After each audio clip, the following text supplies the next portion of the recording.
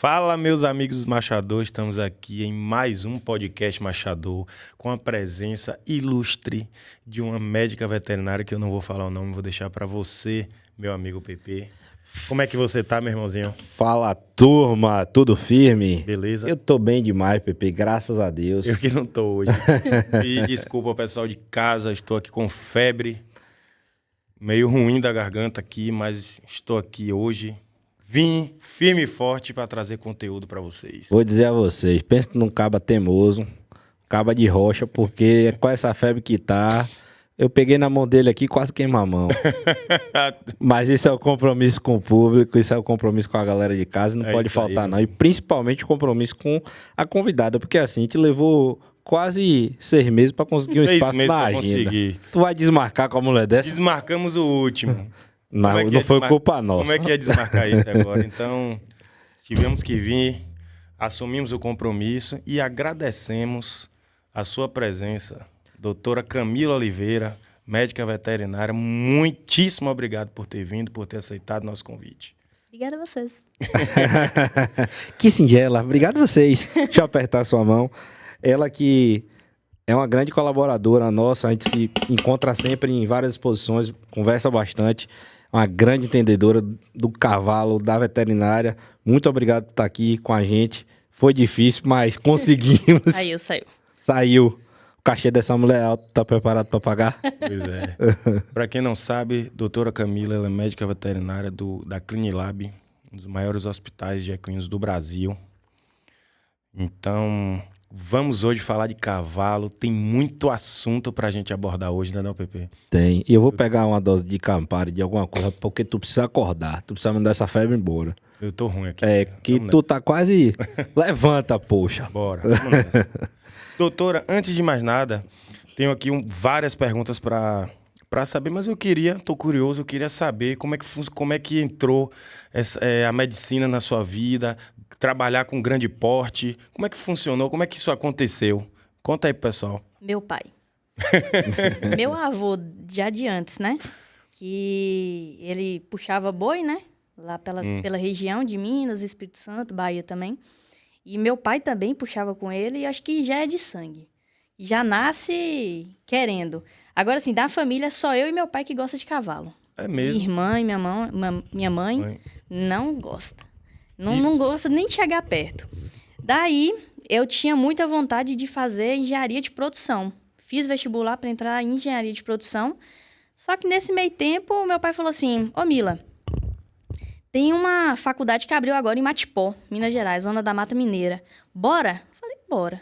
Então foi. E eu tive meu primeiro contato com o cavalo mesmo em 2006, que a gente mudou de cidade. A gente morava em Nanuque, Minas, fomos para Carlos Chagas, do ladinho. Aí meu pai comprou a primeira égua. Aí foi contato. Nós começamos na vaquejada, tinha uma eguinha que mais corria. Uma veterinária que passou pela vaquejada. Já corri. Já tomei muito tombo, já. Derrubava boi? Me derrubava.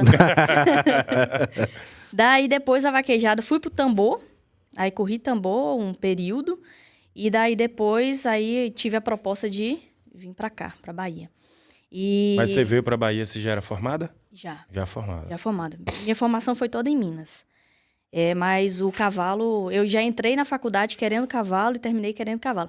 Agora, sim, é interessante, como a veterinária tem um leque de opções na raça, na área, é interessante a gente sempre ver o que quer realmente, né? Ah, vou querer cachorro, vou querer gato, bovino, enfim, fiz estágio em todas as áreas. Mas é cavalo, desde o iniciozinho da faculdade sempre foi cavalo e continuou, perpetuou, né? Aí finalizei e continuei no mundo do cavalo. Puxou, né? Você testou todas as áreas, mas viu que era o que o coração batia. O cavalo é viciante. Tá na Bahia há quanto tempo? 6 anos. 6 anos. Em abril fez 6 anos. Mas você já veio direto para a Clinilab? Foi direto. Aí você já caiu no Machador de paraquedas? Já. E eu não tinha contato nenhum. Na realidade, eu sempre fui muito ligada no quarto de milha. Sempre, quarto de milha. E daí, o meu contato maior com o machador foi quando eu cheguei na Clinilab, que os atendimentos, na maioria das vezes, sempre foi com o manga larga machador. Tem quarto de milha, obviamente, Mas o manga larga, eu nunca imaginei que na Bahia era tão forte o manga larga machador. No Nordeste inteiro, né? A gente vai para Pernambuco, nossa senhora. Você não para. Então, assim, foi por conta da Clean Lab que eu realmente entrei dentro da raça mesmo. Mas antes o meu contato era praticamente só com quarto de milha. Aproveitando, tem alguma diferença, uma vez que você passou nesses contextos aí, clinicamente falando, de atender um quarto de milha para um manga larga machador? Porque é cavalo, né? A anatomia, acredito que seja a mesma. É a mesma. Mas Não tem diferença, não. Tem? Tem? Tem. Índole, temperamento, muda muito. Agora, sabe qual é o maior ponto que eu vejo diferença? A cultura de quem trata e de quem treina. São culturas totalmente diferentes. Como assim? O treinador que treina o manga larga machador, culturalmente, é muito diferente de quem treina o quarto de milha. E mais ainda de quem treina o brasileiro de pismo. Muito diferente. A cultura do brasileiro de pismo é surreal. E isso interfere na forma com que você trata o animal? Não necessariamente. Existem algumas patologias mais comuns, né, nas raças. Isso a gente já começa a funilar muito o diagnóstico a partir daí. Mas não muda muita coisa, não. A anatomia é a mesma. Sem querer te complicar, mas das 3 raças, qual é a melhor de mexer? Manga larga machador. Manga larga machador pela docilidade? Também, mas o quarto de milha é bem mais dócil. Sério? Uhum. Tem alguns animais que são bem mais dóceis. Jurava que não, jurava que Tem. o machador... Mas eu vou te falar uma coisa. O manga larga machador é uma raça muito boa de se mexer, mas é a paixão pela raça. Eu sou apaixonada pela raça. A paixão que lhe move, no caso. Paixão, é real isso. E isso As daí... pessoas não entendem isso, mas quem trabalha com a raça... Só quem sente que sabe, né? Só quem sente que sabe. O trem é viciante. E eu vou falar a você que é verdade. Eu vou servir de álibi dela. Essa nacional, eu tava na cerca, aí ela tava na cerca acompanhando prova de alguns animais que ela prestava serviço, né? Fique tranquilo que eu não vou citar o nome, não. Sim. Nem a categoria. Rapaz, aí eu vi que ela tava do Dr. Cláudio, eu desci pra falar. Aí foi justamente na hora que saiu o resultado no telão. Eu fui falar com ela, fui dar um abraço, como sempre, né? Ela, oi, boa tarde. E saiu assim, eu falei, foi que eu vi pra essa mulher, gente. Aí quando deu de noite, ela, garupa, vem cá, desculpa. Você falou comigo naquela hora, mas eu tava bravo, porque o resultado, rapaz, impossível aquele resultado. Ou seja, ela parou a prova, ela tava acompanhando não só a parte técnica veterinária, a parte de saúde, mas você tava acompanhando o desempenho do animal. E fazendo os comparativos. Então ela tava ali vibrando, positivo ou negativamente, junto com aquele resultado. E eu fiquei assim olhando, eu falei, que impressionante. Eu falei, doutora, fique em paz. Eu entendi que você estava ali dentro da pista. Não é só atender, né? Vai até o final, Não, acompanha o animal até o final. Não é só atender. O atendimento tá dentro dos pilares, né? Obviamente, de se mexer no meio. Mas, assim, é o que eu até comentei com vocês antes. Existem veterinários e veterinários. Tem um veterinário que é só técnico. Tem um veterinário que sabe mais ou menos e vai atender bem o cliente. Tem um veterinário que realmente tem o amor pelo animal, mais a técnica. E deve ser muito gratificante para vocês, né? Vocês acompanharem o animal e o animal subir a rampa ali. Eu acho que deve ser uma emoção. Muito, porque tem muita história atrás. Muita. Exato. Só vocês sabem o que vocês passaram para o animal chegar até ali. Não é só aquela fotinha e aquela subida. Teve ali, muito tem trabalho. Muita coisa. Sabe daquele boleto que tava complicado, que evoluiu, daquela lesão, daqueles meses. E assim, fora as brincadeiras, eu fiquei assim tão... como é que eu posso falar? Me dê uma palavra aí, Pepe. Eu fiquei... Não foi emocionado, não, mas eu gostei. Impressionado. Eu fiquei impressionado. Pronto, obrigado. Fiquei impressionado com a forma com que você estava envolvido ali. Eu, particularmente, nunca tinha visto antes um veterinário avaliando a prova e ficando ali indignado com o resultado, sabe? Pelo julgamento, falando dessa forma. Não só a questão do desempenho do animal, mas é que a partir dali a gente consegue ver o que dá pra gente melhorar nas próximas. Sem sombra de dúvida. Porque, assim, a partir do momento que você trabalha com equipe, acho que 4 cabeças, 5 cabeças pensando é melhor que uma, obviamente. Perfeito. A gente aprende muito, tanto que eu aprendo todos os dias com meus clientes. Eles aprendem comigo e eu aprendo demais com eles.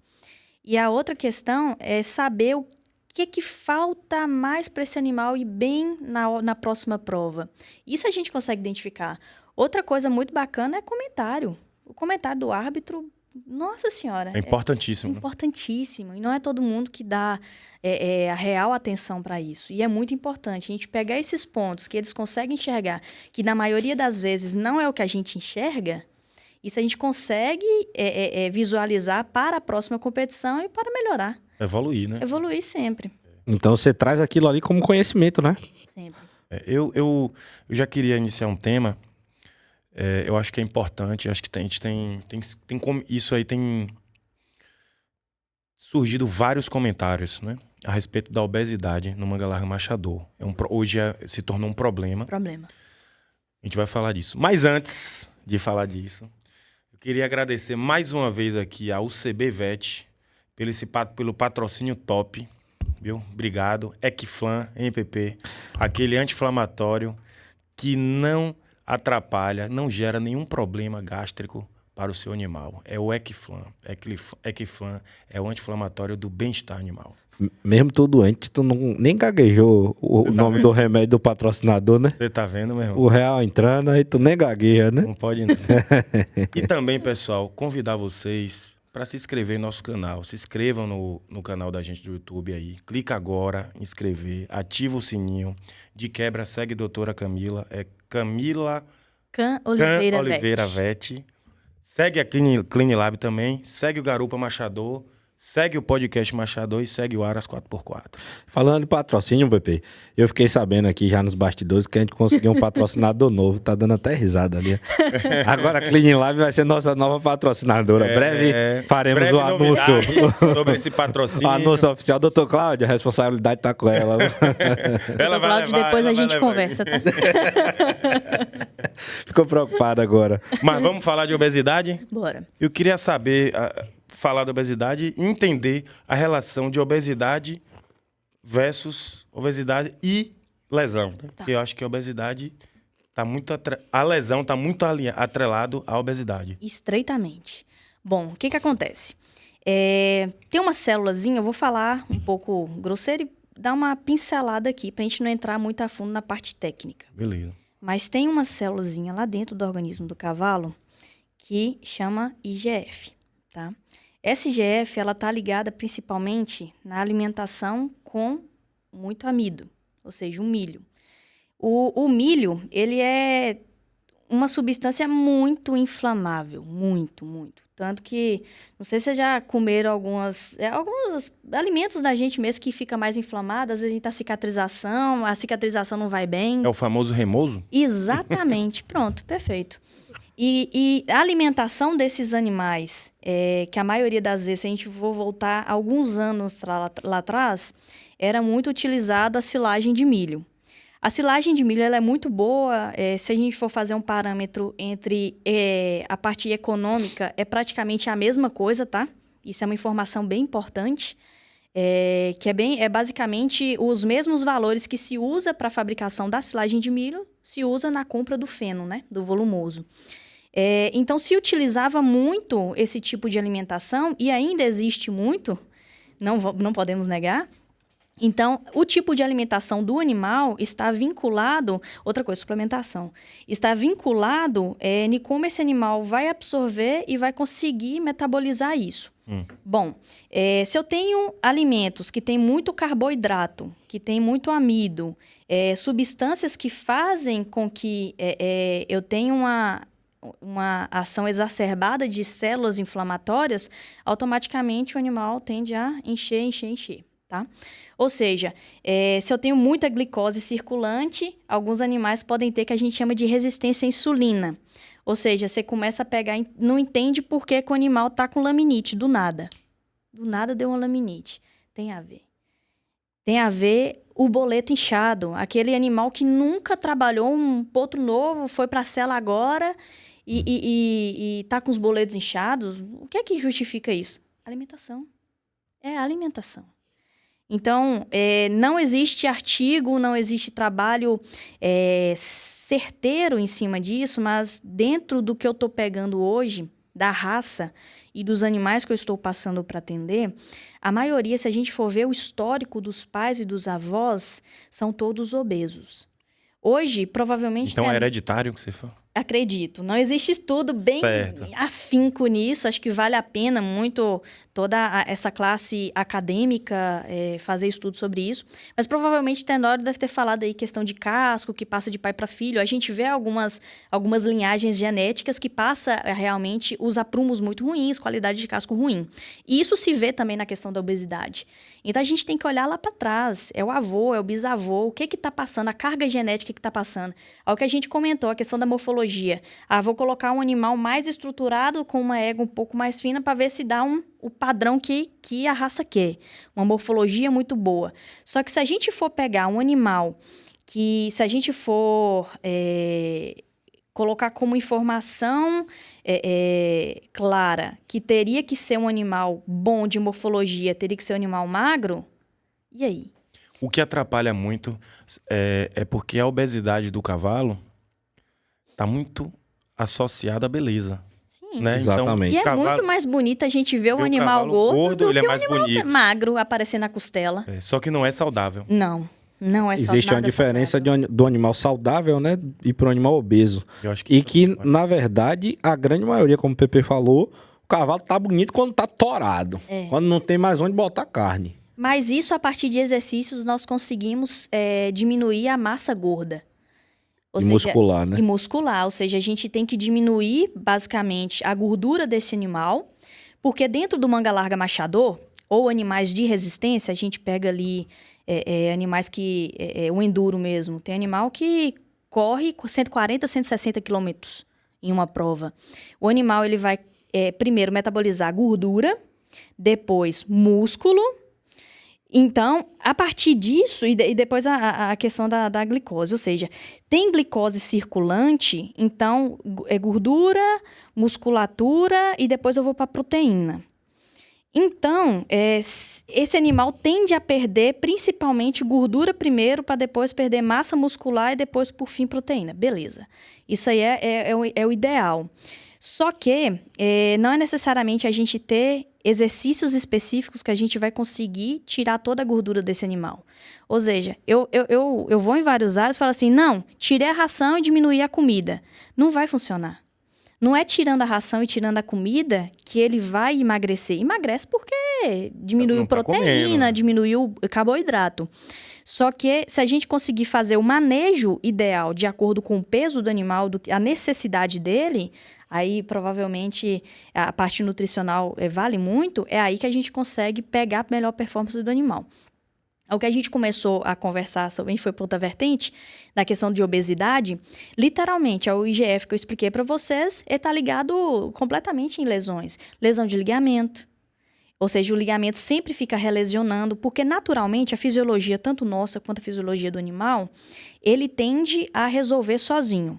Faz microlesões, que não é a olho nu, ou ultrassonografia, ou raio-x, mas o organismo, normalmente, ele consegue resolver. Quando ele não consegue resolver, ele fica aquela bola de neve. Tanto que o animal, para sentir dor, é porque o caso já está há um tempinho ali presente. Realmente... Não é novo. Não é novo.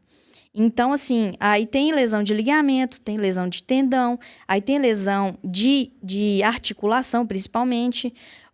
Hoje dentro da raça a gente pega algumas famílias aí que é normal a gente pegar boleto ruim já. A gente já sabe, a raça é genética de fulano, vai mancar do boleto. E acontece. Sim. Transmite, né? Transmite. Então, pelo que eu entendi, o cavalo é parecido com a gente. Então, assim, se uma pessoa tem tendência a engordar, o cavalo também tem, uma determinada família e raça tem tendência a engordar. Tem. E vai desde a gestação, tá?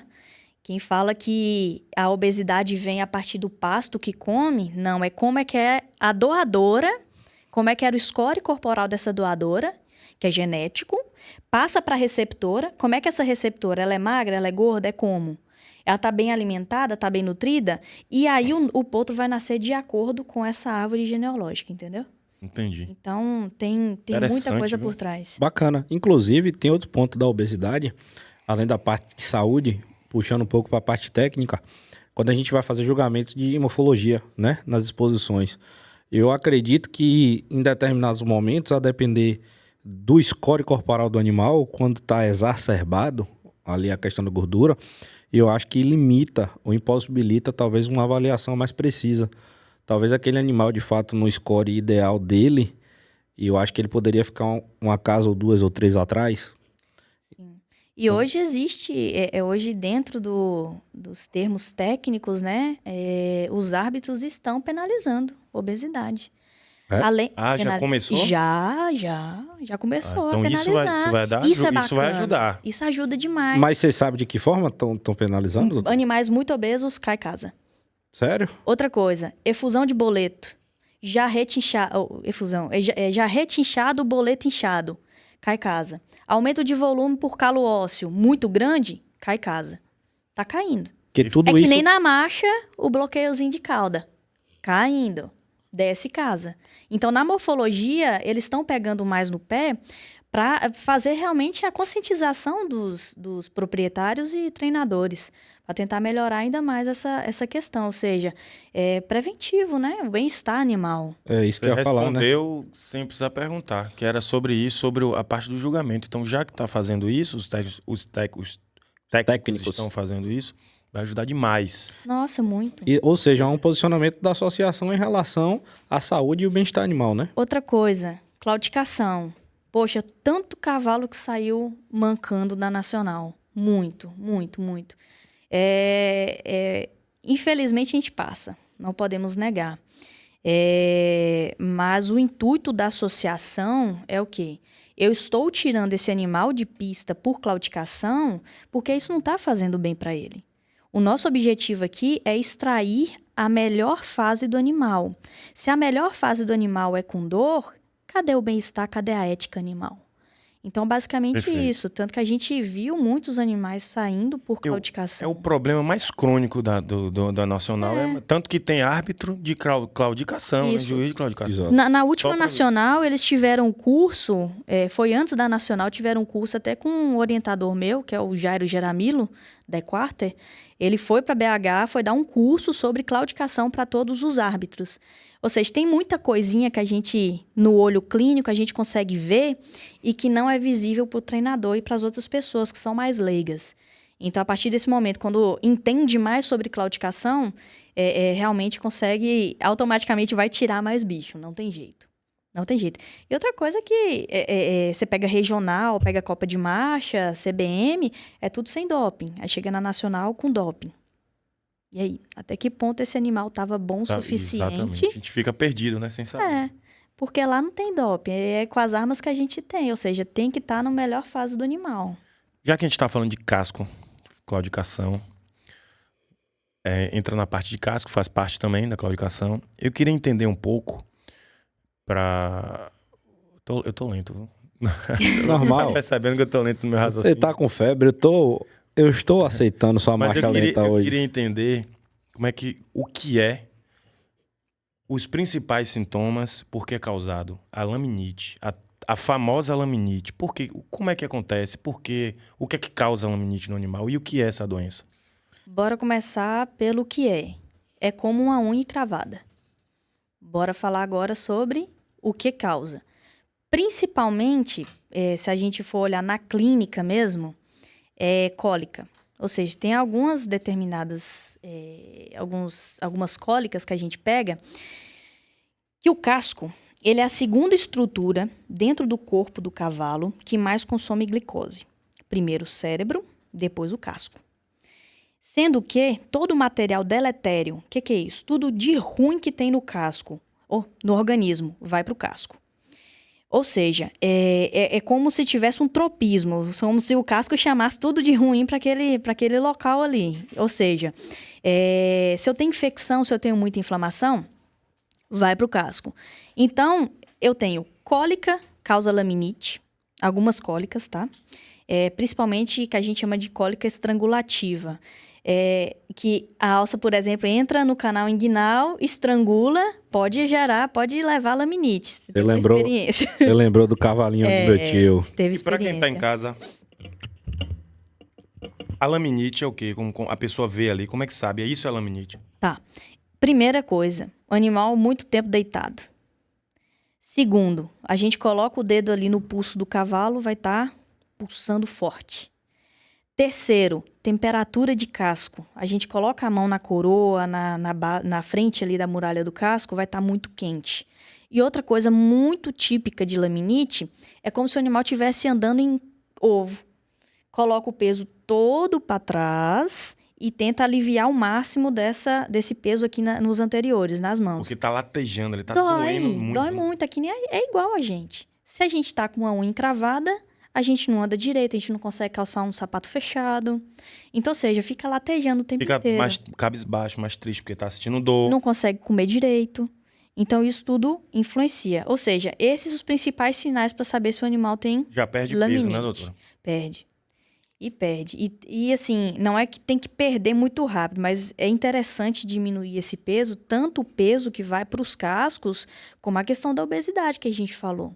A obesidade está vinculada diretamente com laminite. E outra coisa, não é só laminite, que é casca de ovo, que é aquela temperatura alta, que faz o bicho mancar. Eu pego muito cavalo que tem laminite que a gente chama de laminite subclínica. O que é a laminite subclínica? Eu tenho sinais clínicos e eu tenho uma baixa performance desse animal que pode estar vinculado com o casco. A gente vai olhar morfologia muito ruim. O que é uma morfologia muito ruim? Aquele casco pinçudo. Para marcha é muito bom o casco pinçudo, de certa forma. Porque, fala que melhora a qualidade do gesso. Para um animal, não. Marcha, péssimo. Para a gente ver é bom, mas para o animal é muito ruim.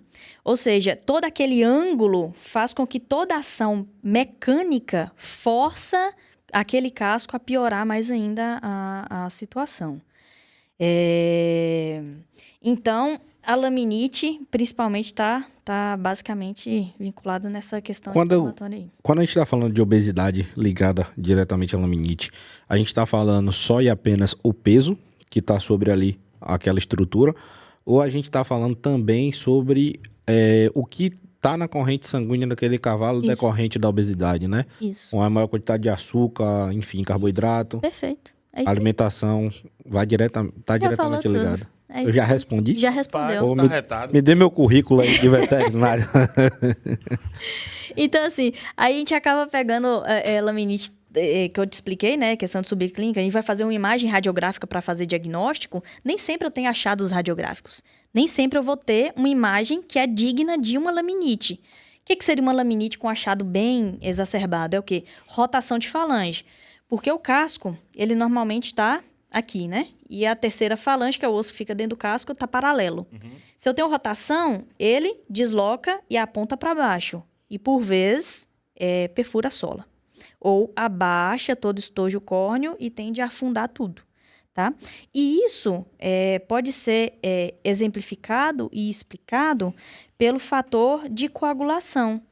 Se eu tiver o meu casco com pequenos coágulos dentro da corrente sanguínea dentro do casco, da circulação, automaticamente não estou tendo aporte de oxigenação nenhuma. Se eu não tenho oxigenação, eu não tenho vida. Sangue é vida. Perfeito. Sangue é vida. Que massa. Então, isso gera várias sequelas.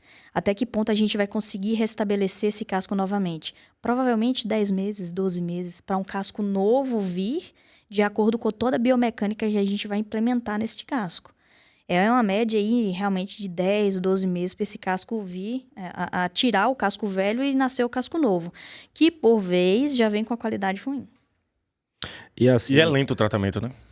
Super demorado, né? É bem demorado. Se você pega rotação, afundamento, demora. Se você pega aquelas laminites bem no começo, Consegue. mas quando tem Embora. essa rotação e esse afundamento, volta o cavalo? não volta. O casco novo que vai de acordo com a falange. A gente que induz o casco a crescer da forma que a gente quer. Mas a gente não consegue mais montar, teoricamente, desses Não animais. dá. Né? Eu já tive animais que rodaram, tiveram rotação e deu pra montar. Agora sim, Não pouca é mais- coisa. Pouca coisa. É um Não animal, de aguenta fato, muito. com sequelas, né? Com sequelas e pode vir apresentar mais laminite também depois. Mas pode voltar. Pode. Bacana. Sério, viu? Problema. Vamos explorar a doutora? Hoje Hoje a gente vai explorar. Hoje tem coisa, vou te falar. Hoje a gente tava batendo um papo com ela aqui antes de começar. A gente falou sobre alta performance, que hoje é o que você está diretamente ligada, né? À frente na Clean Lab. Mas também eu gostaria de explorar mais um pouco por doenças que muitas vezes a gente fala o nome e que acha simples e que às vezes a gente não conseguiu ainda se aprofundar ainda nessa mesa aqui. E eu ia começar por outras, mas eu vou falar de uma porque tá ligada a essa questão genética e eu tenho uma dúvida. A bronemose. Falei o nome certo da doença? Falou certinho. Pronto. Eu queria que a senhora explicasse um pouquinho sobre o que é e se a senhora acredita que tem a relação hereditária. Porque eu tive um relato de um profissional da área, não veterinário, mas de um profissional, que identificou que netos e filhos de um determinado animal sempre estoura bronemose. Assim, ele tem aí 6 anos trabalhando com animais descendentes e sempre estouram alguma bronemose. Então, eu fiquei com essa dúvida. Existe essa possibilidade de hereditariedade e o que é a bronemose, né? Pode existir, mas não existe estudo fidedigno que comprove realmente essa relação. Mas você acredita? Acredito. Eu aprendo muito com o pessoal do campo. Muito. Porque se a gente for pegar um livro, nem sempre que está no livro é o que a gente pega na prática. Correto. Eu canso de O falar dia a dia isso. é importantíssimo. Não, doutor, é que vi isso no livro, quando vai para a prática, nada a ver. É muito normal, é muito normal. Então, assim, estudos nunca podem parar de ser feitos. Mas bora lá. Eu vou ir um pouquinho lá atrás, mas um básico bem feito. Eu sou bem básica, eu acho que o básico bem feito é o... Sou apaixonado por isso. Pois é. Então, assim, bora voltar lá. Como é que é a vermifugação? Lembrando que a bronema, ela é natural do trato gastrointestinal, tá? Tá normalmente no estômago do animal, a bronema.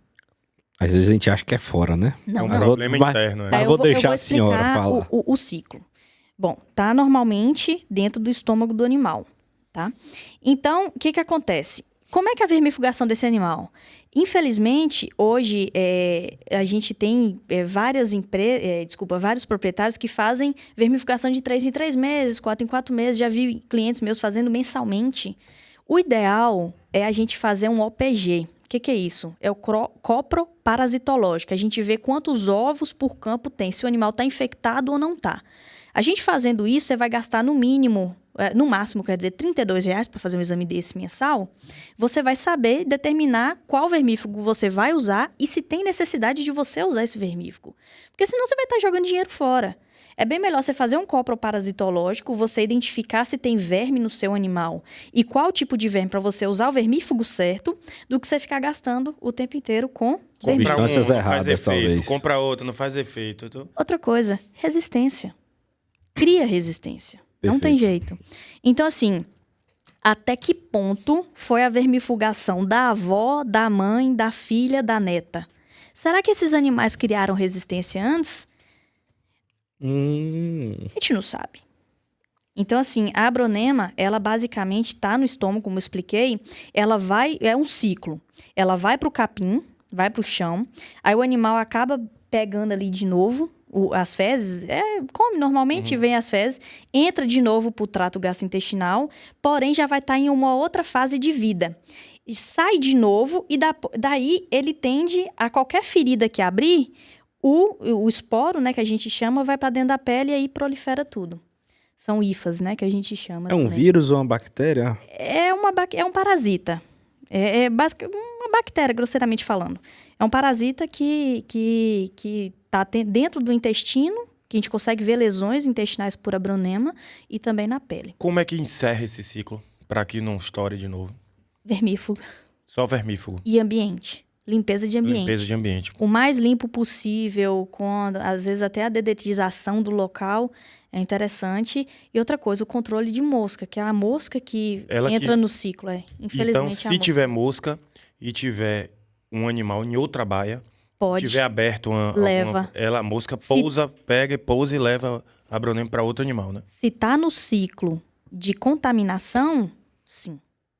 Ou seja, a mosca pegou aquele ciclo da bronema e encostou ali no olho, encostou na pele, em algum lugar, e está no ciclo de contaminação, pode ser da baia 2 para baia 5, para baia 6. Entende? Ela vai levar. Vai levar. Agora, quando estoura, né, que a gente vê muitas vezes aquela... Pra quem não sabe, a bronema é aquelas feridas feias, né, que a gente Ferida vê. de verão. Exato. Aí acontece em vários lugares do corpo do animal, até pênis, lugares internos, a gente já viu. Quando está estourado mesmo, tá feio o negócio, mesmo assim, o trato é só de fato vermífugo ou tem algum trato para a ferida? Local. Algum trato local? Tem.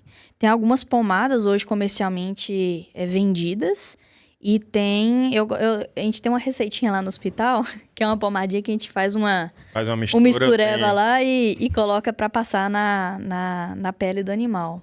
Mas é basicamente para matar o parasita na pele, melhorar fatores de cicatrização e hidratar a pele, basicamente. Mas dentro tem alguma substância específica de vermífugo? Sim. Qual? Ela não quer entregar. Aí, rapaz. Para mais informações, ligue doutora Camila Oliveira, Clinilab. Depois eu passo a receita. Mas tem, específico para bronema. E acho que a dica importante também é as fezes, né? Eliminar as fezes, não pode Limpeza. deixar. Limpeza é sempre ideal. Esterqueira longe. Exato. O que a gente mais Pra pega é evitar mosca. esterqueira atrás de baia. E isso, as moscas, como a mosca ela não consegue em determinada distância, distâncias muito longas, então, ou seja, muito próximo ali, automaticamente a gente vai ficar no ciclo vicioso. É o ciclo vicioso o tempo inteiro. Então, enquanto a gente não conseguir diminuir o log de moscas no local e melhorar essa questão de vermifugação dos animais, a gente não vai parar o processo de abronemose. E eu acredito muito nesse fator genético.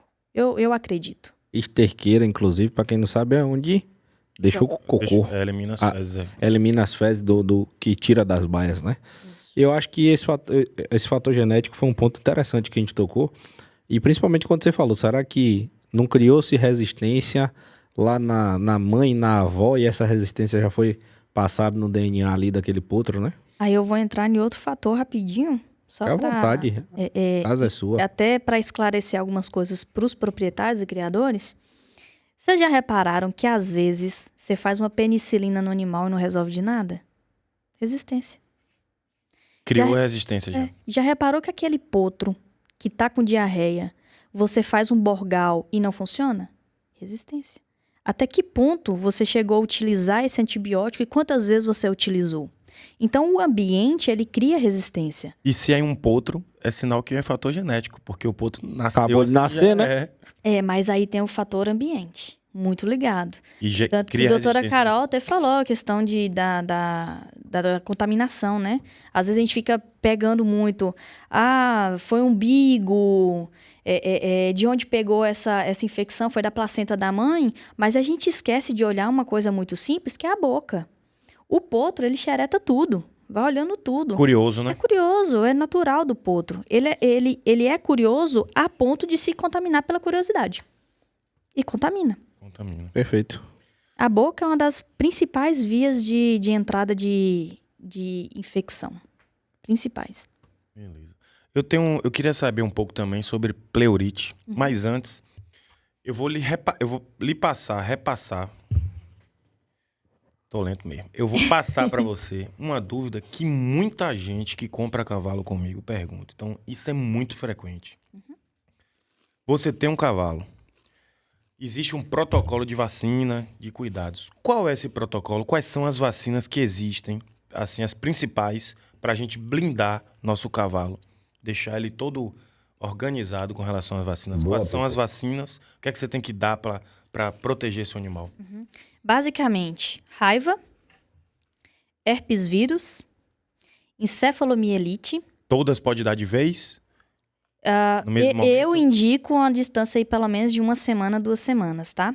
Porque quando a gente pega herpes vírus, a encefalomielite, a influenza, então acaba que é uma só, né? Ou seja, é uma aplicação, vai pegar essas 3, até algumas vacinas têm 4 doenças.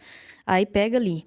E a vacina de raiva, eu indico um espaço de tempo aí. Até para o sistema imunológico entender o que está entrando ali. Entendi. E liberar antídoto. Tá, então vamos lá. Raiva. Herpes. Encefalomielites. Certo. Influenza. Encefalomielite, para quem não sabe, é o mal de roda. Isso, mal de roda. Certo. E a influenza, que é a gripe. Exatamente, a gripe. Basicamente é essa. Certo. São essas. E tétano? Desculpa, tétano. Bem lembrado. Bem lembrado. Tétano, tem tétano. Pronto. Aí, ó, você tá mais... Mais um ponto pro patrocínio vir. Boa. E boa. tétano, então? Aí existe até alguns... por que meu animal teve tétano, teve herpes, sendo que existe vacina? Como é que foi a armazenagem dessa vacina? Estava bem armazenada? Estava na temperatura certa? Ficou algum tempo exposto no sol? Como é que foi a aplicação disso? A gente não sabe e a gente nunca vai conseguir descobrir. E eu garanto para vocês que enquanto não conscientizar na armazenagem dessa vacina, a gente vai continuar tendo tétano, a gente vai continuar tendo herpes vírus, mal de roda. E o interessante é que, eu não vou dizer números não, mas vou chutar aqui, eu acho que 80% dos criadores não dão nada. Não. Só tira o rótulo. Eu já vi. Tira rótulo e joga fora a vacina. Joga fora. Pronto, você entrou num assunto, um assunto puxa o outro. A gente falou de protocolo de vacinação, protocolo padrão de criação e também de entrega, né? Que você faz quando você vende os animais. Isso sem pensarmos na reprodução, tá? Perfeito. Reprodução tem mais. Sim. Perfeito.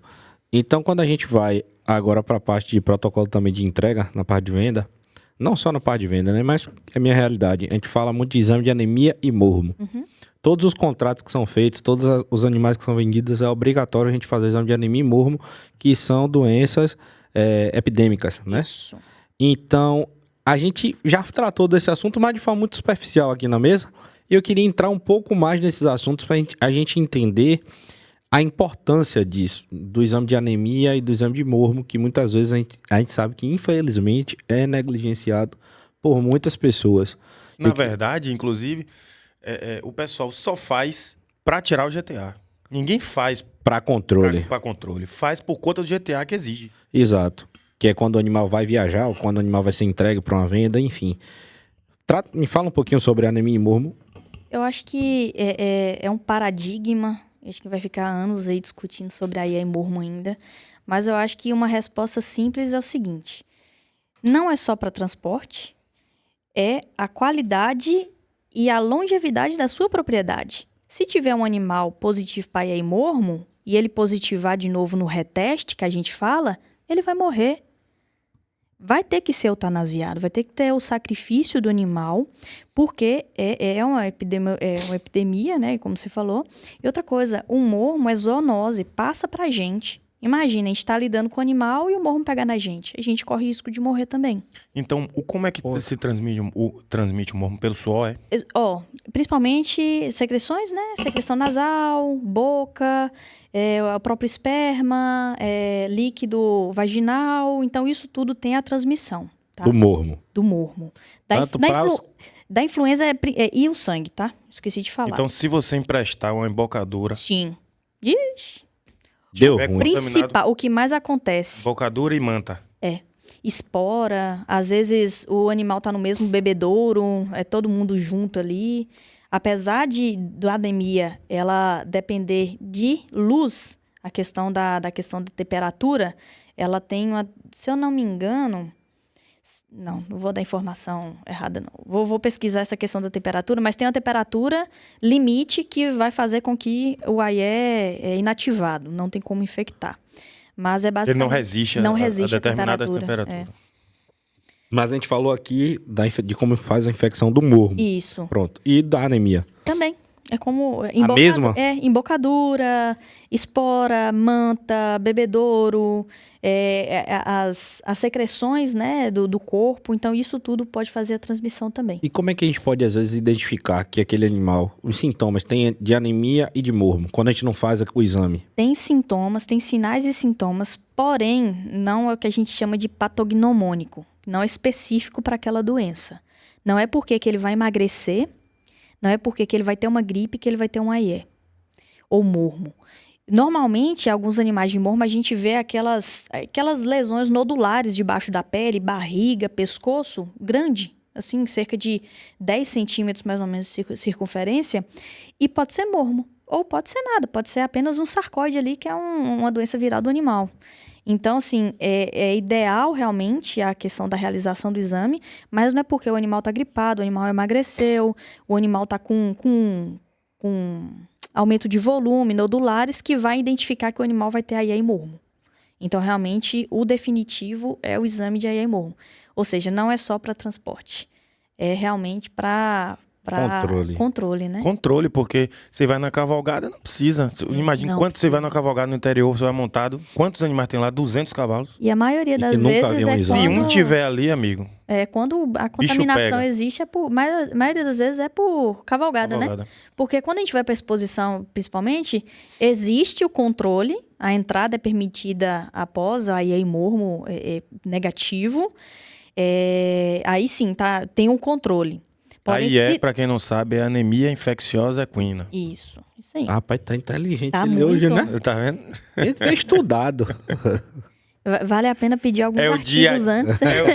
Isso é o dia a dia, rapaz. A doutora falou na estante, é dia a dia. Mas, assim, esse assunto que a gente tá falando é um assunto muito importante e eu quis trazer ele para aqui. Primeiro, para que a gente entendesse um pouco, mas justamente para poder fixar a importância disso. Porque eu, enquanto transportador de animais, eu enfrento muitas vezes, Pepe, resistência de algumas pessoas, não generalizando, claro, né? A grande maioria trabalha muito certo, mas algumas resistências a respeito disso, porque assim, querendo ou não, é um custo. Diga-se de passagem, barato Barato. para quem cria Muito cavalo. barato, por Muito sinal. barato, por sinal, mas é um custo. Então, eu já cheguei muitas vezes a deixar de carregar animais porque não tinha o exame, né? O problema, eu acho que não é Porque o não preço, deu a devida atenção. mas e sim o acesso. Tem determinadas regiões que tem carência de profissionais. Então, pro cara coletar o sangue, para mandar pro laboratório... o E pessoal carência de laboratório tem carência também. de laboratório. PP Transporte. Tem tem. gente que não sabe nem para onde vai.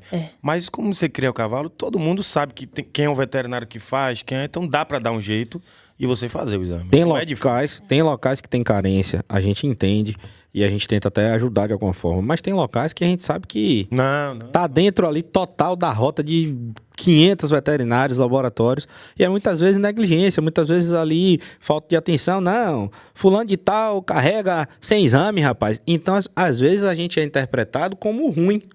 O cara que quer trabalhar certo, sabe? Que quer, não, só carrega se tiver exame, só carrega se tiver certinho.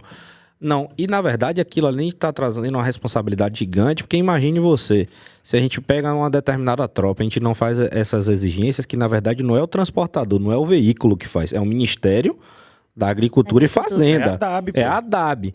E a gente sofre fiscalizações no trajeto, né? E as sanções para isso, as multas, inclusive, acarretam a paralisação do caminhão, a apreensão dos animais, você não pode seguir a viagem, se não tiver com os exames e o GTA em dia, que é a guia de transporte animal. Então, muitas vezes é negligenciado, a gente sai como ruim quando a gente fala que não transporta, mas a responsabilidade. Imagine que você pega uma tropa dessa, você transporta sem exame, tá lá não sei aonde, tá lá em um estado, tá a tropa toda infectada e você não sabe, e você traz para outro estado. Não, e você, Ó, a pandemia. E você penaliza quem faz o exame. E penaliza quem recebeu. Tem 10 cavalos, 9 fizeram exame, um não faz e tá positivado ali. Passa Exatamente. pra todo mundo que se preocupou em fazer. Exatamente. Então, galera, criadores, usuários, todo mundo que transporta cavalo, que tem cavalo, como a doutora falou, não é só o transporte, o controle, e dê a devida atenção, porque é uma doença que cada vez mais cresce, se prolifera. Isso. É uma doença pandêmica, endêmica, e a gente precisa tomar o máximo de cuidado com isso para nossa tropa. Porque uma fazenda, um criatório acabar porque de um exame de R$250... Não é fácil, não. É complicado. E existe uma justificativa simples. Imagina você estar na sua fazenda, sua família, os treinadores têm famílias dentro da fazenda, os proprietários levam as famílias dentro da fazenda, e você ser contaminado com mormo. Poxa, minha filha, meu filho contaminou mormo e corre risco de vida. É simples. É uma zoonose. Você não vai fazer só o mormo, você vai fazer o AIA e mormo. Automaticamente você vai controlar duas doenças dentro da sua propriedade. Lembrando que o mormo passa para humano. É simples, gente. Importantíssimo. É simples. Você vai querer a saúde da sua família sempre, a sua saúde. Doutora, por que só pede mormo e anemia? E raiva não pede vacina? Por que isso? E raiva e... Exame, que você quer dizer. Não pede exame, desculpe. É que a raiva é mais controlada. Hoje a IAI mormo ainda, infelizmente, Tétano é também. difícil de controle. Tanto que raiva é zoonose também, passa para o humano, né? Mas é que por estar mais controlada dentro do território nacional, não tem tanta necessidade da comprovação da vacinação. Sem querer criar dificuldade pro criador, mas deveria ser obrigatório, né? Um Deveria. cartão de vacina com todas as vacinas. Só viaja com todas as vacinas. Ei, mas é obrigatório. É obrigatório. Não só... Deixa eu lhe dar essa notícia. Não, mas tô falando pra tirar o GTA. É obrigatório. Não é. Você tem que ter o atestado de vacinação assinado pelo médico veterinário que comprova que foi realizada todas as vacinações nos proprietários, nos animais que estão sendo transportados. Eu pensava que você fazia, tinha um cartão, como a gente faz lá, mas eu pensava que a obrigatoriedade era só da anemia e mormo, o exame. Não. O exame, a obrigatoriedade, anemia e mormo, mas é obrigatório também, como ela falou, que o criador leve o atestado de vacinação assinado pelo veterinário e o cartão de vacinação com todos os selos das vacinas. Mas não tem exame das outras doenças, entendeu? Pra comprovar. Não tem exame, tem a comprovação da vacinação. Isso. Né? Então tá comprovando que tá ali Porque tá vacinado. protegido, tá controlado. Bora entendeu? lá. Porque não tem vacina pra anemia, né? Não. E mormo. Então, aí por isso que pede o exame. Exatamente. Agora, bora lá a questão da raiva também. Pra gente ter diagnóstico definitivo, é só quando o animal morre, tá? A gente não consegue coletar o sangue, mandar para um laboratório e definir se o animal teve raiva positiva. O animal tem que esperar o animal morrer e não pode fazer eutanásia se você tem suspeita de raiva. Tem que esperar o animal morrer e ou a ADAB ou veterinários patologistas vão lá, retira o cérebro do animal, conserva e manda para a LACEN. Por que não consegue, doutora? Por conta do tempo que os poros estão ativos na parte neural, nervosa. Entendeu? Então, assim... É um problema neurológico. Pelo sangue não identifica. Não, porque os sinais são neurológicos e a principal infecção é no líquido céfalo-raquidiano, que a gente fala, e no cérebro. Entendeu? Essa palavra tu nem com as outras ia conseguir falar. Aí tem que só estudando. É que nem o EPM. O mal de roda, bambeira. A gente faz uma coleta dentro da medula para identificar se existe o protozoário ali dentro. Porque ele tem tropismo para a região nervosa. Ou seja, ele está dentro do líquido céfalo-raquidiano, manda informação para todos os neurônios vão degenerando. Por isso que o animal tem esse mal de roda, essa bambeira. Porque para de passar informação nervosa. Inclusive, doutora, o mal de roda é porque o pessoal fala porque ele roda antes, né? Fica meio... Aí roda e cai. Exatamente. Isso. Pepe, é só fechar esse parênteses da anemia e mormo pra gente entrar, inclusive, na parte da bambeira, que tem alguns casos bacanas pra gente discutir. Se você recebe um animal com anemia e mormo na sua propriedade, além dele infectar sua tropa e ter todo esse prejuízo para você, a sua propriedade é bloqueada, né? Exato. A DAB, ela bate na sua propriedade, bloqueia a sua propriedade no sistema. E o animal que tiver positivo vai ter que ser sacrificado. E tem que fazer aí mormo de todos os animais da propriedade. Então, um pedido, mais uma vez, deem a devida importância aos exames de anemia e mormo quando vocês forem transportar seus animais, sejam para venda ou para qualquer coisa do tipo, para receber nas suas casas, nas suas casas, deem a devida importância. E isso começa, eu falo, em casa, como a doutora falou, no controle, na viagem e no recebimento. E na viagem, para quem não sabe, se a DAB pegar um caminhão que tiver sem as devidas documentações, é parado, multado, animais apreendidos e volta para o destino que saiu. Não pode passar, não. Então, quando às vezes garupa ou qualquer outro transportador, que tem muitos transportadores que trabalham como a gente, faz um trabalho, né, de forma séria, pede o exame, só carrega com o exame, é porque existe um órgão por trás, existe uma Ele tá fiscalização, um retado com isso. controle. Ele já repetiu umas 50 vezes, ele tá retado. Ele É porque muitas vezes a gente vê, Pepe... tá sofrendo com isso. Tô sofrendo com isso, porque às vezes a gente vê que é um certo descaso e é algo macro, não é algo micro, entendeu? É algo que realmente deve ter uma importância muito grande e tem uma importância muito grande. Pensar no sonho. A maioria dos criadores, eles começam a criar por um sonho, por uma paixão pelo cavalo. Imagina, porque você não fez um exame de Ayá e Mormo, você destrói todos os anos de criação. Tudo aquilo que você O sonho fez. que você sempre quis, está sendo realizado agora, vai ser destruído por isso. Exatamente. Fora a fama que fica, né? Daqui a pouco. Comprei cavalo de X proprietário. Deu positivo lá. Imagine.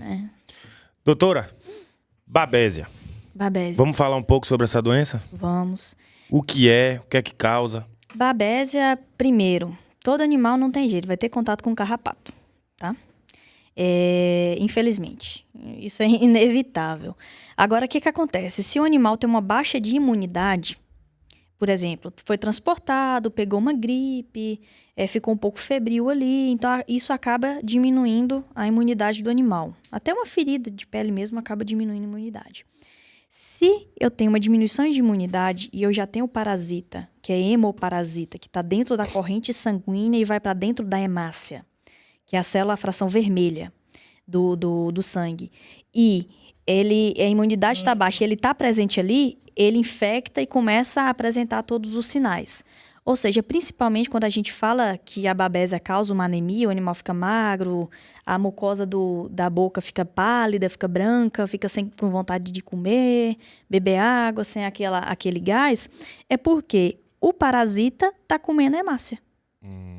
Se come a hemácia, eu não tenho fração vermelha dentro da corrente sanguínea. Se eu não tenho fração vermelha na corrente sanguínea, que são as hemácias, eu não tenho oxigenação para cérebro, para rim, para fígado, para pulmão, para musculatura. Então, automaticamente, o animal vai ficar debilitado, porque não está tendo hemácia. Entendi. Aí, o que faz a comprovação mesmo da babésia, os sinais clínicos, eles são bem significativos. O animal começa a ter febre, fica apático, que é aquele bicho mais preguiçoso, sem vontade de comer, e isso já quer me dizer... Aí já vai perdendo peso. E já vai me dizendo muito que pode ser babésia, ainda mais que a gente vê presença de carrapato no animal. Agora, o que é definitivo para diagnóstico é fazer o hemograma completo do animal e fazer pesquisa de hematozoário, que vai ver lá na lâmina e vai ver se tem a presença do hematozoário ali. E aí você vai seguir com o tratamento. É possível um animal que está em alta performance, saudável, aparentemente bonito, ganhando prova, e aí deu uma diminuídazinha nessa viagem ali para Nacional, e aí a babésia ativou, porque já estava ali. E por que meu bicho perdeu performance bem na hora da prova? Babésia? Pode ser. Teve transporte, teve contato com carrapato, sofreu estresse tanto de transporte como de exercício físico numa prova. Automaticamente vai vir. Então, às vezes é babésia. Poxa, meu animal não acordou bem hoje. Pode ser babésia. A gente não pode descartar isso. Mas é tranquilo, tem cura, né? Bom, existe 2 tipos, babésia e teiléria. A teiléria, que é um tipo que tem presente no carrapato também, ela, uma vez infectado, ele vai ser sempre infectado, não vai sair da corrente sanguínea. Mas a gente consegue fazer tratamento paliativo, tá? Que é controlar o parasita ali na corrente sanguínea. Aí tem que ficar controlando o resto da vida? Não. Parou de apresentar os sinais clínicos e normalizou o hemograma, show de bola, vida que segue. A babésia também, porém a babésia ela é muito recorrente. Então, qualquer pico de imunidade que o animal tiver... Volta. Uhum. E aí, abate mesmo, né? Abate. E outra coisa, a principal medicação que é utilizada para o tratamento da babésia, infelizmente, ele ataca o fígado de uma tal maneira que se as pessoas soubessem, não fazia tratamento para babésia preventivo. Aí, por isso que entra aquele remédio da UCB-VET, cadê ele?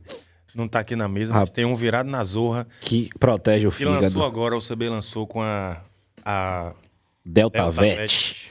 Aí a gente tem que chamar Léo e Diogo para poder falar um pouquinho sobre a né? blindagem no fígado. A blindagem do fígado, exatamente. Mas tem medicação para isso. Ó, aqui na UCB-VET, ó, meu patrocinador falando de tu. UCB-VET. Boa. Então, saindo da babésia, posso sair da babésia? A doutora que diz. Terminou Ó. tudo? Já Bom, terminou do Babel? Dúvidas? Não. Então, beleza. Pronto. Beleza. Tem uma doença chatinha que a gente tava falando agora, que é a famosa doença do gambá, né? Bambeira, também conhecida. De fato, o que é que transmite essa doença? É de fato urina no gambá? E como é que essa doença age no animal? Tá. O gambá, rapidinho, um gambá, pra quem não sabe, é porque ele é gambá, mas é sariguê, saruê. Ou saruê, isso. É o gambá esse aí. É o mesmo sariguê? É. Eu não sabia, não. Achei É a que mesma gambá era um coisa. gambá. Não, sariguê é um gambá. Então conheço gambá. Bora lá. O cavalo, ele é contaminado erradicamente. Ele estava no local errado, na hora errada. Então, assim, normalmente ele não é infectado, tá? Porque vai ter sariguê, vai ter saruê, vai ter gambá. Infelizmente é... A natureza. A natureza E não faz matem, parte do gente, ecossistema. não matem. Pelo amor de Deus, não matem os bichinhos.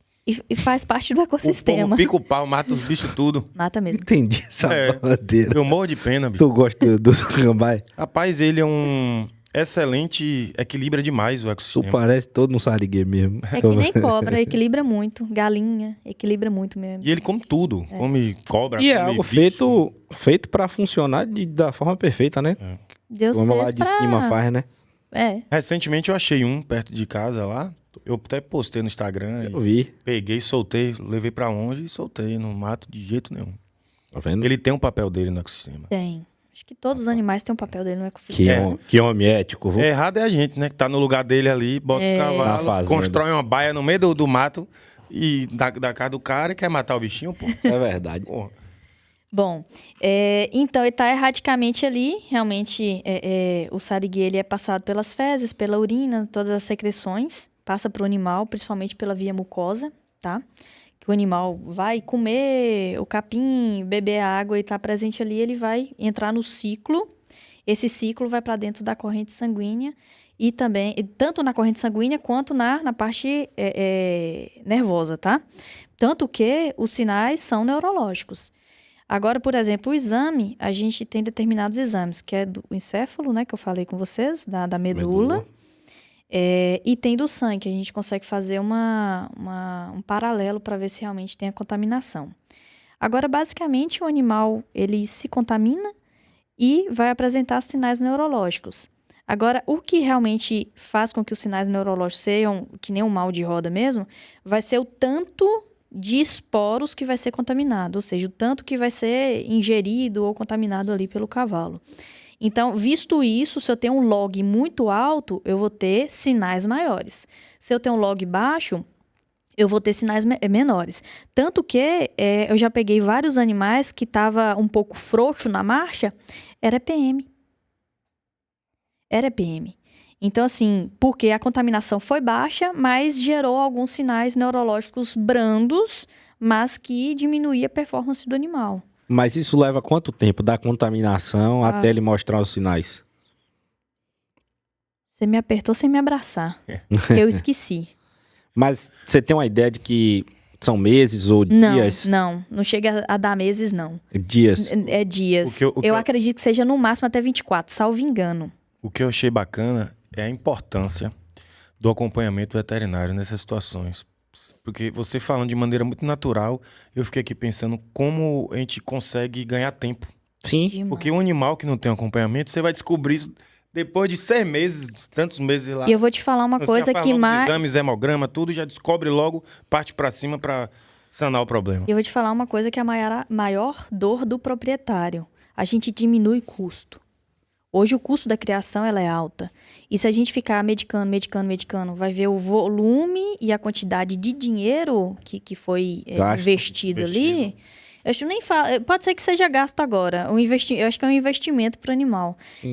Se a gente não identifica realmente o que é que não tem um acompanhamento veterinário, você vai gastar rios de dinheiros, não vai resolver o problema e vai ter que gastar mais ainda para chamar o veterinário para resolver o problema. Tanto que é interessante esse E acompanhamento. pode ainda perder o animal. Pode perder. Que perde tempo, o cavalo, ele tem um time, eu vejo muito isso lá em casa, assim que se você perder esse time, para você recuperar é muito difícil. Quanto mais cedo você fizer o diagnóstico, tratar melhor. Porque lá na frente o cavalo, quando se agrava, para ser salvar depois dá trabalho, viu, velho? E assim, eu perguntei sobre isso, Quando agrava. essa quantidade de tempo justamente que ativa, porque eu acompanho uma situação de um potro que foi vendido, muito saudável, tranquilo, numa região que não é comum ter esse tipo de caso, e inclusive esse potro foi para Minas. E aí, um ano depois, quando ele veio para Doma, ele demonstrou esses sinais clínicos. Ah, eu acho que já Então, tava. Será que já não tava, não? Antes, já quando o potro? E a imunidade baixou por conta do estresse do trabalho, exacerbou? Será? Mas, São então, possibilidades. quando o São potro... possibilidades. Quando o potro, ele não demonstrava, né? Tem animal que fica assintomático, que a gente chama, né? Não mostra nenhum sinal clínico. Entendi. E não vai ser um exame apurado que vai identificar, não.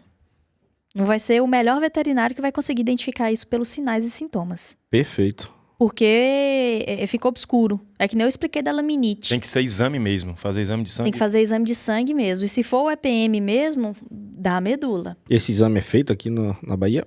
Faz. Você fala o da EPM? Sim, De laboratório? Não. Rio de Janeiro. entendi. Daqui uns dias, Clinilab, laboratório. Chamou a responsabilidade, nosso patrocinador Por isso. oficial. Profetiza, Pepe, Vai começar a profetiza. fazer o exame. Tá Profetiza que daqui a pouco tá passando na tela aqui. Daqui uns dias, a Clinilab vai estar disponibilizando para todos os colegas veterinários do campo. E de hospitais também. Inclusive, tem que parabenizar, né? A gente teve aqui com o Dr. Cláudio há pouco tempo atrás e agora com a doutora Camila. O quanto vocês estão abrangendo, facilitando a nossa vida com o cavalo. Hoje vocês têm laboratório que fazem exame de anemia em mormo, que faz os exames de DNA para registro do animal. Então, cada ano que passa, vocês ampliam o leque de serviços e isso é muito importante investindo na área. para a Bahia. A gente ter uma empresa e ter o guarda-chuva mais amplo, acho que a gente entrega resolução de problema para o cliente. Porque imagina o cliente procurar para resolver um problema e depois tem o segundo, tem o terceiro, tem o quarto, aí vai passando de veterinário para veterinário. A gente consegue entregar tudo. Perfeito. Acho que a partir desse momento é bem mais cômodo também para o cliente. Doutor, eu quero que faça isso, já resolve tudo. Tanto que eu tenho proprietários. Não, resolve. Já entrega tudo. Resolva aí, só quero... A gente é chamado para resolver problemas. Nós somos resolvedores de problemas. Somos pagos para isso, né? Independente da função. E é a dor. E quando a pessoa nos chama é porque tá tendo uma dor. E a gente tem que resolver o problema dele. Nós fomos chamados para isso. Então, pessoal, se você tiver um problema, ligue para a Clinilab. Pode chamar. Ele já tá fazendo já o merchan, tá vendo? Já tô acostumando vocês, tá vendo? Agora você acredita que já passou de 1 hora?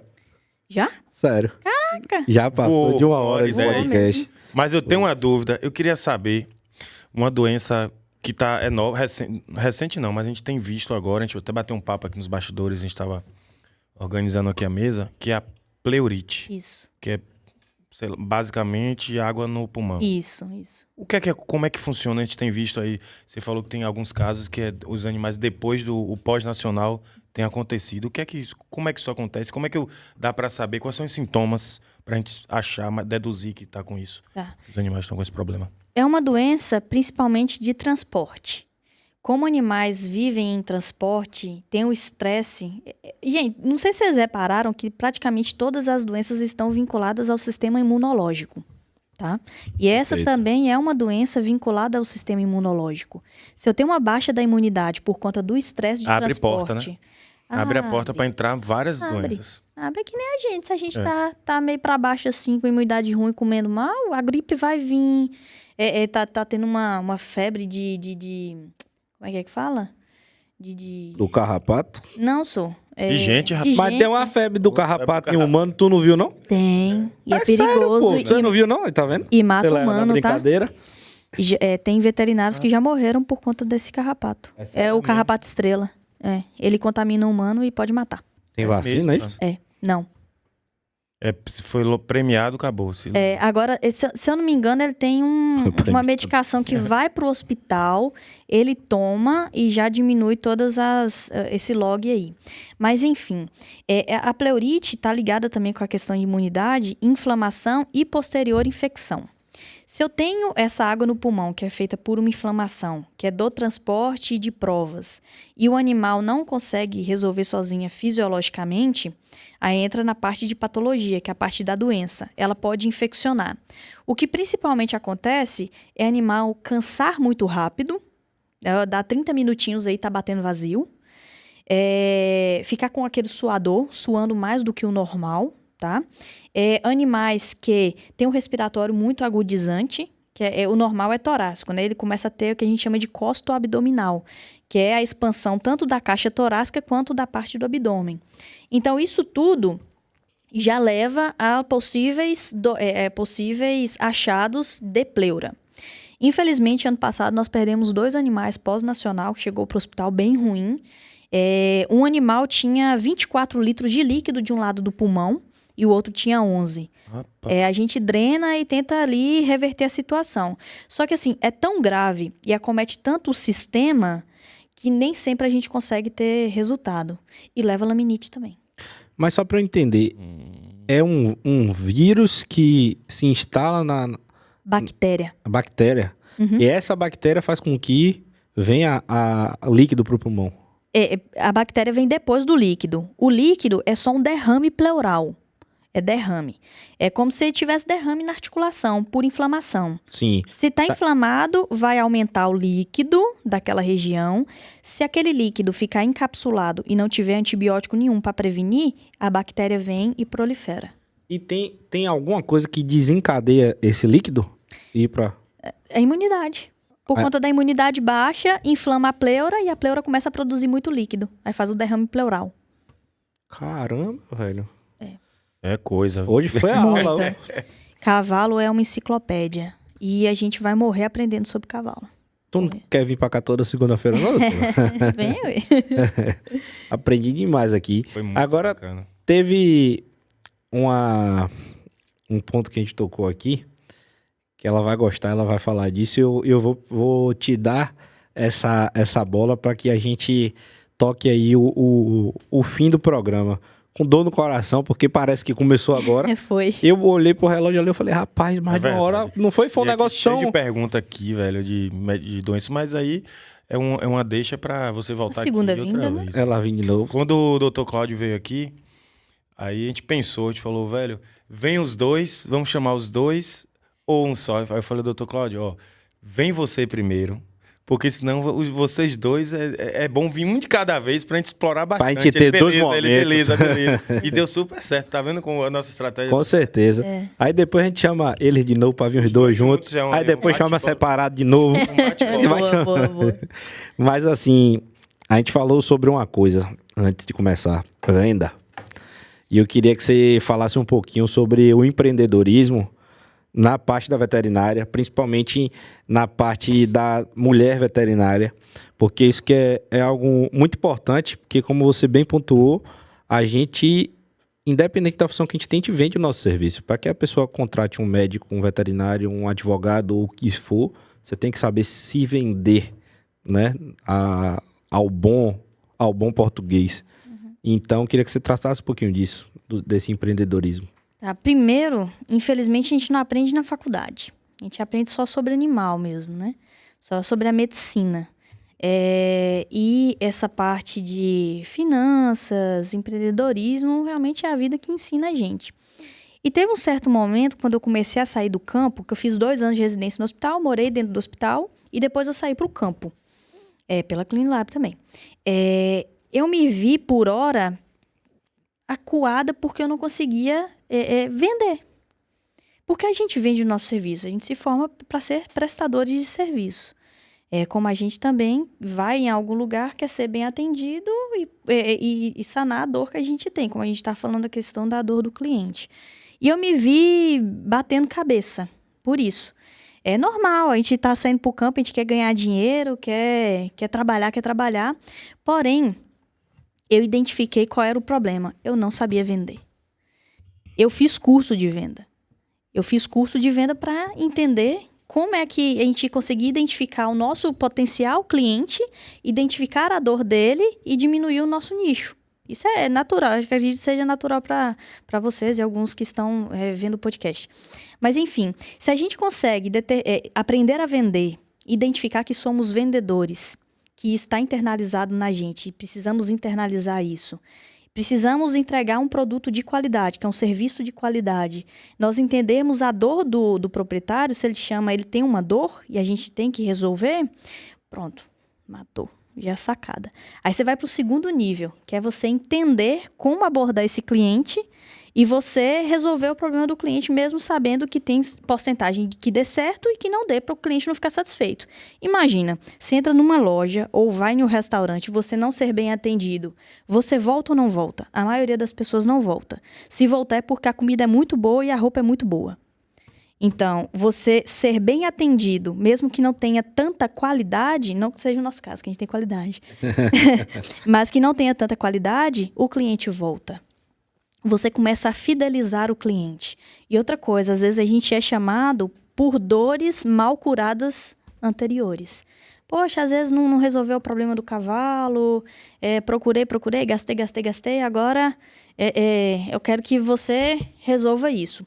Então, assim, a partir do momento que a gente entende que nós empreendemos dentro da classe veterinária e a classe veterinária tá dentro desse guarda-chuva de cavalo, Vocês repararam como o comércio de suplementos aumentaram? Muito. Muito. Bastante. Pronto. Porque era uma dor dos proprietários. Eu preciso que meu animal fique bonito e marche bem, tenha desenvoltura, seja de alta performance. Realmente, isso o suplemento consegue oferecer. O que aconteceu? Suplementação vai aumentar rentabilidade e automaticamente eu vou conseguir mais clientes. Dito e feito. Vocês lembram que era só Organact Vetnil? Sim. Uhum. Sem pensar no apelo comercial, tá, gente? Só tô dando alguns tranquilo, exemplos aqui. tranquilo. Perfeito. Fique Depois tranquilo. começou a aumentar. Hoje nós temos inúmeros Diversos laboratórios de suplementação. Então, assim, a raça, o cavalo permite que outros prestadores de serviços entrem e consigam mostrar o seu serviço, mostrar o seu produto. Então, você entender, identificar que você é vendedor, show de bola. Agora, quando a gente chega nessa parte da questão da mulher, eu até brinco que a gente recebe muito estagiário lá, né? E principalmente é mais estagiária. Hoje, assim, o mundo é real, ele é mais mulher do que homem, né? E dentro da veterinária tem muita mulher. E a maioria das vezes as meninas ficam um pouco retraídas, falam assim, doutora, como é que foi seu início? O que você achou do campo? Como é que recebeu? Eu nunca tive problema. Às vezes a gente chega na propriedade e sente um pouco aquela restrição, mas depois, com jeitinho, conversando, a gente vai... Era uma pergunta que eu ia te fazer. Se você teve dificuldade, porque é um mundo muito masculino. Muito masculino. Muito machista. Sim. Diga-se de passagem. E se no início de sua carreira você teve alguma dificuldade com relação a isso? Eu acho que não, porque eu já vim do mundo do cavalo e a vaquejada, principalmente, é muito homem. Eu acho que no machador tem muito mais mulher do que propriamente na vaquejada. Então, por eu ter essa experiência, ser a única mulher ali no meio dos homens, menina ainda, tinha 12 anos, 13 anos de idade. Então, acabou que eu já comecei a entender... Já ficou escolada, aprendeu de novo Já. ali como se comportar. Já é diferente de gente que não... A linguagem da turma. Exatamente. Você conseguir entender a pessoa, Davi, isso é não só para a profissão, como pessoa também. E eu falava com elas, eu nunca tive dificuldade. 1 ou 2 vezes a gente sofre machismo, mas eu não guardo isso comigo, a gente deixa passar, acontece, infelizmente, nossa realidade é essa. Mas a partir do momento que você entende que você é mulher, mas você é uma profissional, independente do sexo, vai embora. E outra coisa, o preconceito está primeiramente na gente. Se a gente identificar que nós somos mulheres suficientes para fazer atendimento, para estar dentro de uma propriedade que só tem homem, você entendeu que é tudo bem, tudo ok, não tem problema nenhum? Pode vir machista, pode vir tudo. Um abraço. Abraço, você consegue. Então, primeiro você tem que conhecer o seu eu. Você ter autoconhecimento, você se identificar com isso, vida que segue. Top. Vamos bater palma pra doutora? Foi boa. Encerrou com chave de ouro. Eu queria, antes de encerrar esse podcast, pedir mais uma vez para você que tá em casa aí, se inscrever em nosso canal, seguir ao CB Vet, seguir a doutora @can Oliveira Vet Vet e a Clean Lab. e a Clean Lab. seguir o Garoto Machador, Aras 4x4, podcast Machador. Clica em se inscrever, ativa o sininho do nosso canal, comente, curta, compartilhe, porque isso é muito importante pra gente, porque toda segunda-feira às 19 horas a gente tá aqui. Então, se vocês fizerem isso, é combustível para que toda segunda a gente volte. Beleza? Além disso, falem. Não, só queria parabenizar a doutora, porque fora toda a aula de conhecimento técnico, eu acho que essa última parte que você fez aqui É uma aula de vida. é uma aula de vida. E assim, você está ajudando muitas pessoas, provavelmente, que estão começando. Porque, independente do sexo, as dificuldades chegam na carreira de uma forma ou de outra, seja pelo preconceito ou por pessoas que queiram atrapalhar. E quando a gente se conhece, como você falou, a gente sabe do objetivo onde a gente vai chegar e a gente sabe do profissional que a gente é, o que a gente está tentando ser, se construindo para ser, a gente usa esses obstáculos como degraus para subir. Isso Então, mesmo. parabéns pela profissional que você é, pela Obrigada. pessoa que você é. Gosto muito de estar com você e você deu um verdadeiro show aqui. Obrigada. E Parabéns. você é um exemplo, você falando aí, eu lembrei das meninas da Liga, como é o nome lá? Da Lamec, da Unifax. Lamec, que elas estiveram aqui, a gente esteve lá também na faculdade, e eu sempre perguntando a elas o que é que elas iam escolher, elas ainda um pouco, algumas na dúvida, outras não.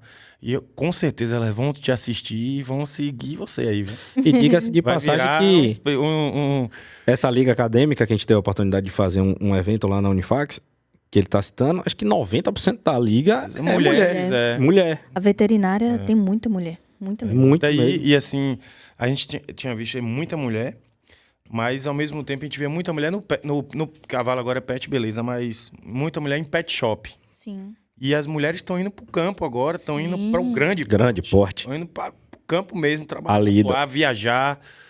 É né? porque tá quebrando barreiras, né? Paradigmas. Lembrando, e é Paradigmas. certíssimo. E Por que lugar de não? mulher, doutora, é onde ela quiser. Ela quiser. É isso aí. É, eu queria encerrar com. Não é uma pergunta, é assim.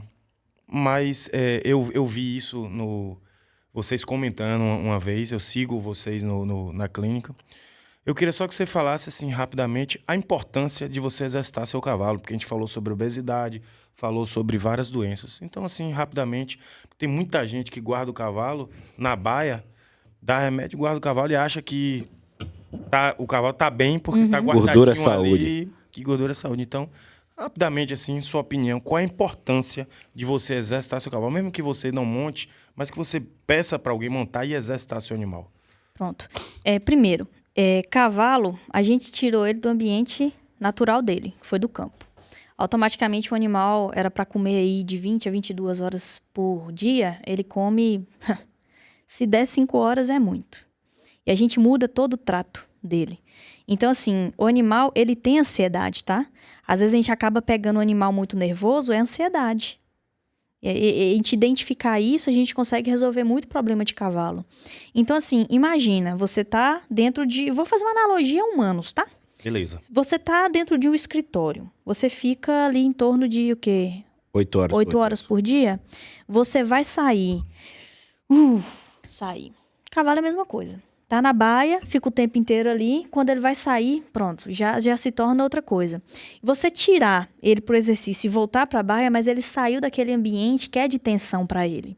A baia tem certa, gera certa tensão pro O animal. cavalo gera endorfina também quando Sim, ele faz exercício, tudo que a gente mesma sente numa coisa. academia, tudo. Exatamente. Então, é isso que eu ia falar, analogia com humanos. Imagina você gostar de fazer exercício físico, você vai para um exercício físico, a gente tá aqui na beira da praia, a gente vai para a beira da praia, corre, ou tá no campo, vai fazer uma caminhada, o tanto de endorfina que a gente libera. Essa endorfina nos deixa feliz. O cavalo é da mesma forma. Então, além de você prevenir lesões por fazer um trabalho abrupto, você diminui lesões, você diminui obesidade, você deixa o cavalo mais feliz, você consegue melhorar a capacidade neuronal e emocional do animal, e a partir do momento que você identifica a parte emocional do cavalo, você tem um cavalo aqui na sua mão. Você identificar, entender o que o cavalo está dizendo para você, acho que é um dos pontos chaves para você ter sucesso com cavalos. Provavelmente os treinadores que vão ver, ou já falaram com você, que a partir do momento que você identifica, você entende o que o cavalo quer dizer e entende o que ele quer e pode te possibilitar, automaticamente o seu serviço está aqui na mão. Então, seu treinamento ele flui com muita facilidade. Bacana. Perfeito. Show de bola. fechou com chave de ouro. Eu acho que se a gente fizer mais 2 ou 3 perguntas, a gente não acaba esse podcast. Porque essa doutora é brutal. Mas é isso, doutora, mais uma vez, muito obrigado por aceitar nosso convite, estar aqui. Foi uma aula, acho que todo mundo que está em casa curtiu pra caramba. Gostaria de dedicar esse programa especialmente a todas as médicas veterinárias do Brasil. Isso aí. Show de bola. A todas as colegas. Exatamente. Parabéns mais uma vez, doutora. Obrigadão por estar aqui e estar com você o encerramento desse podcast. Tá bom. Primeiramente, agradecer. Desculpe a gente ter postergado um pouquinho aí esse programa. Não, horário aqui nada. Mas é sempre um prazer passar informação. Acho que conhecimento tem que ser compartilhado. Acho que a gente reter conhecimento é a mesma coisa que a gente não permitir com que o humano evolua. E a gente passar conhecimento sobre cavalo, que é uma paixão nossa, acho que vale muito a pena. E cavalo o trem é diferente. É bom. É bom. O cavalo, ele melhora o dia de qualquer um, que tem contato e que gosta um pouco de cavalo. E estão convidados a conhecer pelo Instagram, ou se quiser visitar o hospital, Clean Lab fica aqui em Salvador mesmo.